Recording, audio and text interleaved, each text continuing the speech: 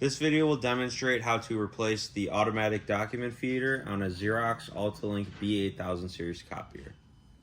The very first thing you're going to want to do is flip your machine to the rear and then take out these two screws here. And also, after you remove those screws, you're going to want to locate this lever under the document feeder and make sure it's pressed down so that you can remove the plastic piece easier, exposing the metal pieces underneath. Alright, so the next thing you're going to do, after that plastic piece is removed, it's going to expose this metal plate here. And there's going to be two screws, one on the right, one on the left. You want to remove those two screws. And after those two screws are removed, the metal plate should come right off, exposing all the wires underneath. Alright, and after you remove that metal plate, you're going to want to lift the document feeder up. And you're going to move down to the cords underneath here. So there's going to be three cords that you have to remove. The very first one is going to be back here. It's going to be wrapped in like a shiny looking tin foil type of thing. And it's a clip type cord, so you have to push in when removing it. That's the first one. The very second one is going to consist of green, yellow, orange, and red wires. This one just pulls straight out. That's what that one looks like. Then the very final one is a cord with gray wires and kind of like a tan whitish plug, and that one just pulls right out as well, and that's the third cord you need to remove. Very next thing you're going to want to do is flip your machine back around to the front. You're going to want to lift the ADF, and down here attached to the arms of the document feeder you're going to see two black screws. You're going to want to take both of those out.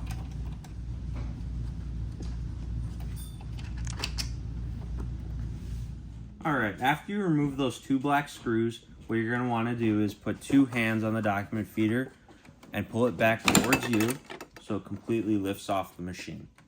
And now what we're going to do is reattach the ADF to the machine. So the very first thing you want to do is lift it up and make sure that the metal arms line up with the metal pegs on the machine. Once the ADF is back on the machine and the holes are lined up, you're going to want to put those two black screws back in and make sure these are tight as can be, because these anchor the document feeder to the machine itself. Alright, so the very next thing you want to do is reattach all the ADF cords to the machine. So the very first cord you're going to want to reattach here is this one with the silver kind of wrapping. Goes into the plug down here. You're going to want to make sure it clicks into place and that it doesn't move right there.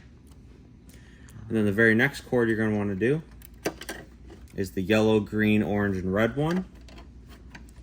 You're going to want to put it into the slot over here and press down as tight as you can. And that's the one there. And then the very last cord you're going to want to do is the cord with the gray. And then that's going to go in the slot all the way over here. And press down as hard as you can. And then make sure this white piece underneath here is aligned with the plastic on the scanner. Just like that. Alright, and then the very next step after the cords is putting this metal plate back on. Now you're going to want to make sure the holes on each side align with the pegs.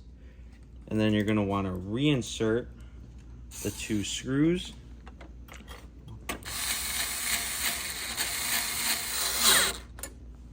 The very last step you're going to want to do here is reattach that plastic piece.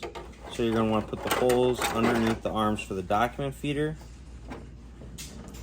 And make sure this plastic piece down here is pressed down so it slides right over and pops into the hole here. And then you're going to want to make sure that the lip of the plastic piece goes underneath the cover so that it's even. And then you're going to want to reattach the screws for here and here.